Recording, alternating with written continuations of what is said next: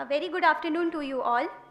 I, Vidhi Jain, on behalf of Finance Forum TAPMI, welcome you all to the panel discussion. The theme of the discussion is the new economic order, post-crisis, political reforms, regulations, and inclusive growth.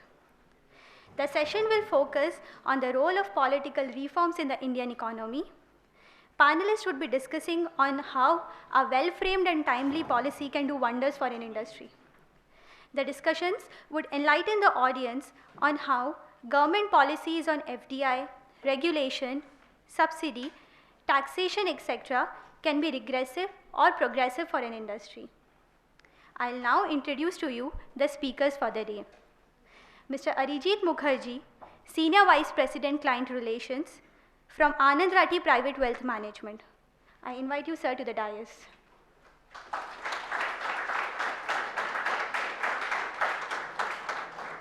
Ms. Lavanya Ashok, Investment Professional in Principal Investment Area from Goldman Sachs and Company. I invite you, ma'am, to the dais.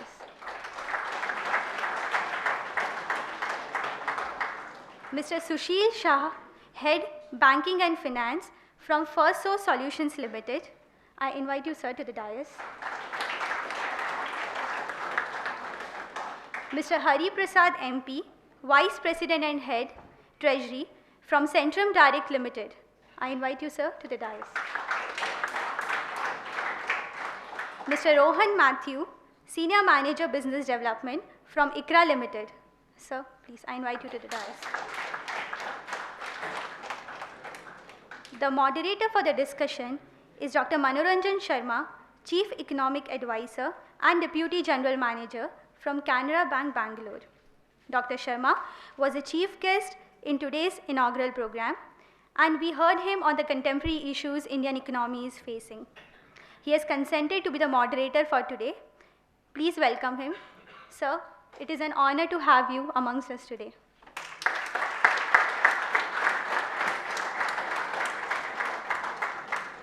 I request you to take the discussion forward. Once again here this afternoon. I'm particularly delighted that we have a very distinguished panel to participate in this panel discussion. Before we kick off this panel discussion, I have been told by the organizers that we have some time constraints. The session is to end at 4:30. Some people are going out, they have a flight to catch. So I think we'll try to structure it in a manner so that we finish this panel discussion by about 4:10, 4:15 max, so that we have some time for a round of questions. So at about 4:10, 4:15, we propose to throw open this panel discussion with the House. We will take questions from the House. I'd just like to make one mention that when you address a question to the panelists, please announce your name and which course you are doing here, and please mention the name of the panelist to whom you are addressing this question. This will enable us to respond in a more effective manner. Now, the role of political reforms in the Indian economy. This is the subject matter which has been given to us for discussion. As all of you will be aware, there has been a paradigm shift, there has been some kind of a watershed development in the Indian economy in the last 2 decades post 1991. But one distinguishing feature which is sometimes lost is that when the 1991 reforms kicked in, there was some kind of a crisis-driven reforms. There was a sense of immediacy about the reform process because of the balance of payments crisis, because inflation had touched an all-time high of 15-16%. The fiscal deficit had gone completely out of hand, about 12-13%. There were so many structural problems, so that things had to be set in with a sense of immediacy, with a sense of urgency. Now that the reforms are here to stay, and there have been some welcome changes, welcome developments in the last 2-3 days. You heard some panelists, some people refer to it in the morning discussion also. So we see this reforms process as some kind of a paradigm shift from a crisis-driven process to a consensus-driven process. And in this task of building the consensus, the political reforms have to be an integral part of the reforms package. And the point I'd like to make is that in the ultimate analysis, all political issues boil to economic issues. For example, if we look to the Indian economy, by and large, the left has one point of view. The Congress and the BJP, they have another point of view. For political and other reasons, they may not like to be on the same page, at least apparently, but by and large, their policies have a sense of continuity, because by and large, they follow the same path. When they are in opposition, maybe they have to oppose for various reasons, but there is certainly an element of continuity in both the governments which ruled the country since 1991. Left, of course, with a different political point of view. We are not entering here into the merits, which point of view is correct, which is not. That is not our mandate here today. We'll try to kick off this panel discussion. We'll start with the issue of wealth management, and I'll request Arijit to share with us his thoughts about what are the major issues, major concerns in the wealth management domain going forward. Right.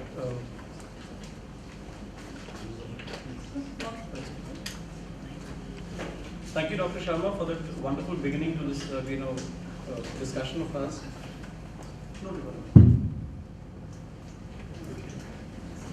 Yeah, thanks a lot for this, starting.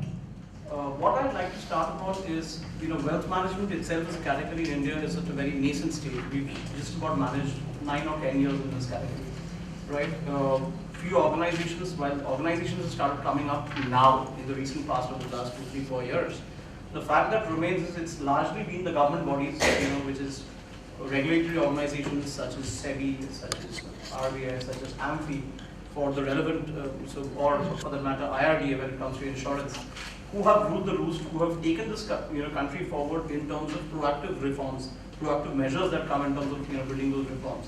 As Dr. Shah was very rightly pointing out, 1991 was a watershed year wherein reforms were political driven rather than very much of an economic nature in the country.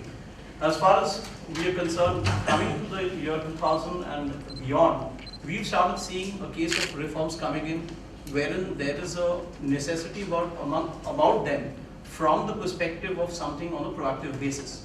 So I'll give you certain few examples of how things have moved over the last 10 to 12 years.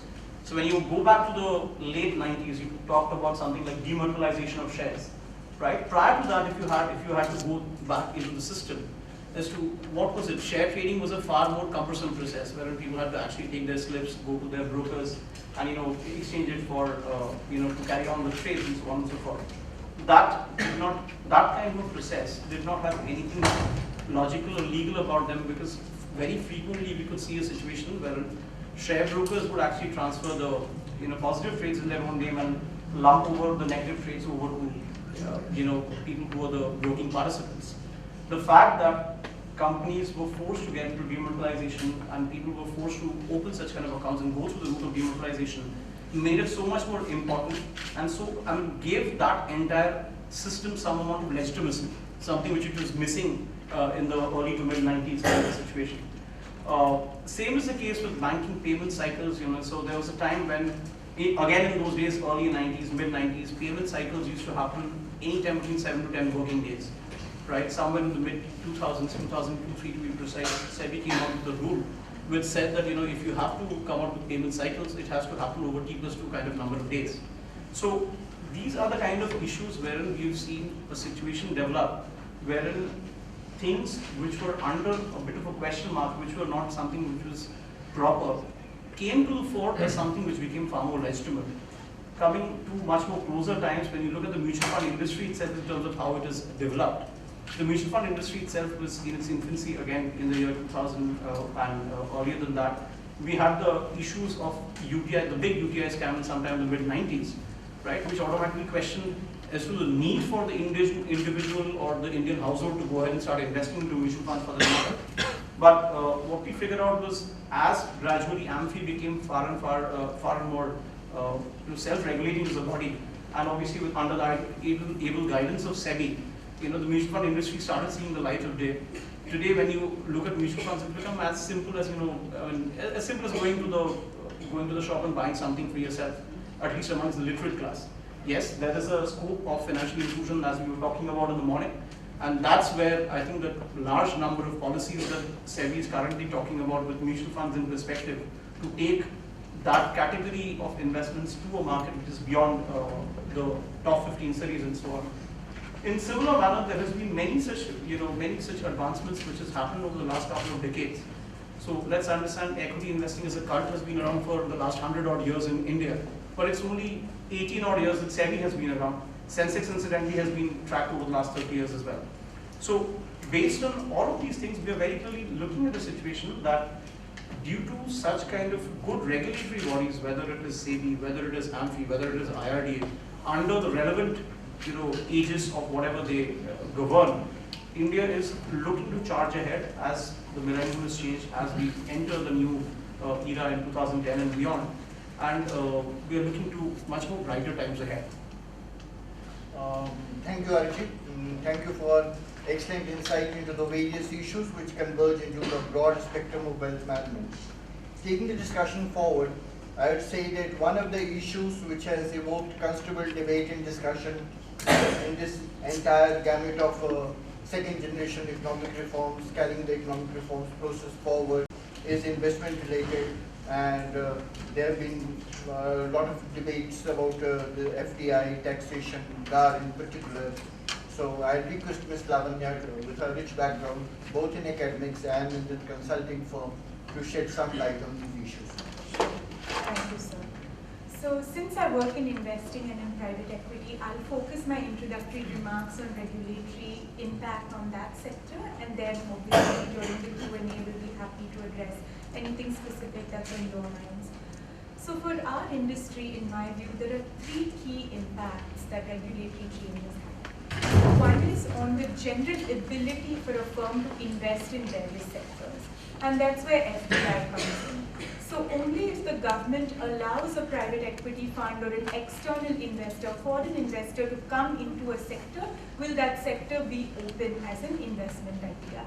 So at the very basic level, our existence is dependent on these reforms. So we obviously take them very seriously, we track them very closely by sector, and we try to figure out also what potential reforms could come in the future as we think about our own investing ideas. So that's the first pillar. The second pillar is, within industries that are already opened up, what are the trends that are taking place? So there are regulators for each industry. For the insurance industry, for example, as Arijit mentioned, there's IRDA, that's the regulator. We try to figure out where the regulator's thinking is and what they ultimately want that industry to evolve to. Because investing ultimately is about connecting different dots. So you get different bits of information and you try to figure out where the next big opportunity to create wealth can come from. And a lot of this is very dependent on where the regulator wants to take the economy. So from that perspective, whether we've made an existing investment or whether we're thinking of entering a new industry to invest in, trying to figure out the future of that industry and understanding and studying its history is of crucial importance. So that's the second pillar. The third pillar is obviously based on our ability to create value and wealth for the people who invested in our funds. And taxation is a very crucial point here. All of you would have heard of GAR, right? So it's the General Anti-Avoidance Rules. What does that mean? For an external investor to come into the country, to avoid double taxation, there are various treaties that get formed. A lot of people have money coming in through Mauritius. Why does that come in? Because if money comes in directly to India, it will get taxed 2 times. And our investors sitting in different parts of the world feel that's punitive for their returns. So to avoid this, to avoid getting taxed doubly, money is structured to come through different friendly nations with whom India has a tax treaty. Mauritius is one such nation, Singapore is another nation. Us personally as Goldman Sachs, the investment vehicle, route all our investments in Mauritius. Therefore, whatever happens with this tax treaty impacts us directly, because the ability to realize returns and take it back out of the country and give it back to the investors who invested in our funds is very crucial to ensure that we do our jobs as custodians of that capital. So taxation is the third important pillar. So as we think about our continued existence as a private equity firm in India, we very closely monitor activities on all these 3 fronts. we're continually updating our own views. So we take legal advice, we take tax advice on all these different fronts to ensure that we are very current and we're very transparent, most importantly, with the people who've invested in us about the risks. So just to give you a sense, 3 months ago, we got the heads of our fund to come down to India to understand what's going on in this market. That's when a lot of this noise around GAR and taxation had been raised. So we wanted to let them know, look, at the end of the day, if you make profits, you may have to pay taxes. And the reality is we may have to pay taxes 2 times. So we would like you to come here to understand what's going on. So firsthand, we got them to meet with various regulators, we got them to meet with various people in the government to expose them to these ideas to ensure we aren't surprised later. Because as a participant in this market, just having an understanding of the history and the future is just of crucial importance. Lavanya, you referred to this problem of double taxation. But are there any issues related to money laundering, KYC in GAR also? That has also come up repeatedly in the press. Sure, sir. So from our perspective, we are focused more on the taxation impact because we do a lot of really stringent diligence and we have really stringent internal controls on some of the issues you mentioned. For example, we have something called an OFAC rep in a lot of our investment agreements, which means that any company we invest in, for example, will promise not to trade with nations who are considered non-friendly nations. So for example, Myanmar will be on that list. So any company we invest in, upfront, we're very clear with them that these are the companies you can't do business with. We have very stringent controls on the accounting policies. So to the best extent possible, we de-risk ourselves on those aspects. So we are most focused on the actual outcome of this treaty and ultimately how they will view these investment. But if I read you correctly, you're making a qualified statement for your company, not so much for the industry. I think I feel most comfortable talking about what I've been exposed to. Fair enough. So if I may just add a point to this question of yours, on the point of KYC that you're talking about and anti-money laundering, and I was before moving on to wealth management, I used to be a part of the banking industry to make this point. It's actually the job of a lot of these banks, multinational as well as the Indian banks who deal with such many of these people who are based overseas, to check out as to what is the exact KYC, know your customers, that's where it comes from, right? So where is the person deriving this money from? Is it from regular sources? Is it from irregular sources? What kind of capital is this? And do as much amount of homework as possible before opening the client on their platform. For an example, if I were to give you an example, when I used to be with Citi and HSBC earlier, both Citi as well as HSBC had banking platforms or banking systems which enabled a relationship manager actually to come and check on a particular name being present on those as a negative person. And sometimes it used to go to the extent of actually naming persons saying we don't want to deal with these people, we don't want to deal with such class of people. So that is the extent to which KYC used to be done as part of the system.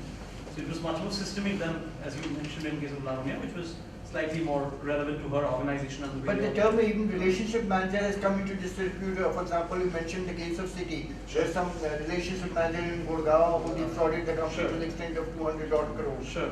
So the term itself, maybe there could be some problems at the level of the company in putting in place the right checks and balances, in the sense of monitoring, in the sense of surveillance. And this could throw up some kind of what we call in Basel II, Basel III language, reputational risk for the company.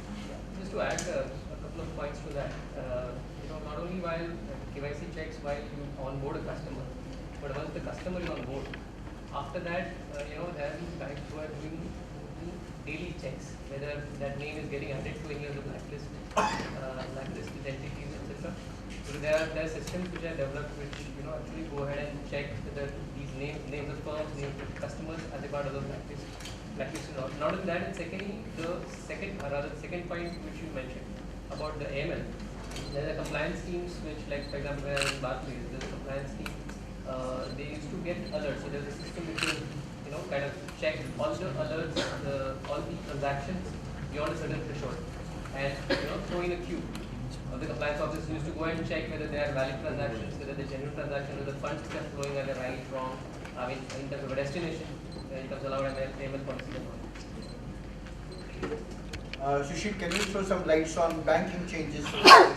Yes, sure. So what I would basically want to mention in my introductory comment is that the